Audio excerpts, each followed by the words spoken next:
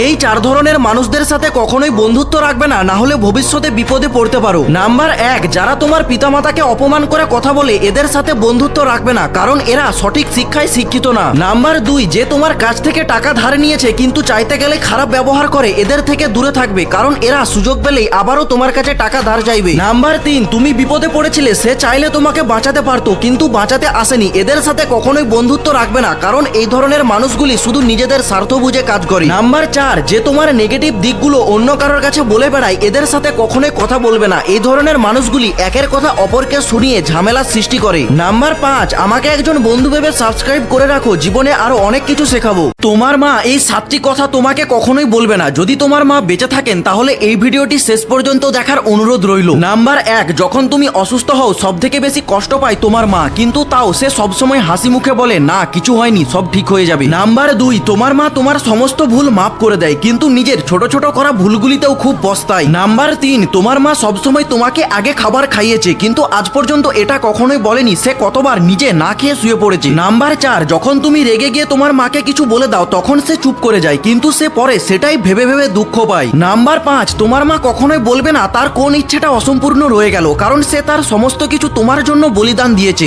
Number 6, যখন তুমি বড় হয়ে যাও এবং ব্যস্ত হয়ে যাও তখনও পর্যন্ত তোমার মা তোমার অপেক্ষায় বসে থাকে কখন তোমার আওয়াজটা শুনবে। নাম্বার 7, সে একদিন এই দুনিয়া ছেড়ে চলে যাবে, তখন তুমি বুঝতে পারবে তোমার কাছে সবকিছু আছে কিন্তু মা নেই। আর হ্যাঁ বন্ধুরা, সেলিব্রিটিদেরকে তো সবাই লাইক করে, আজকে দেখা যাক মায়ের জন্য এই ভিডিওটাতে কজন লাইক করে।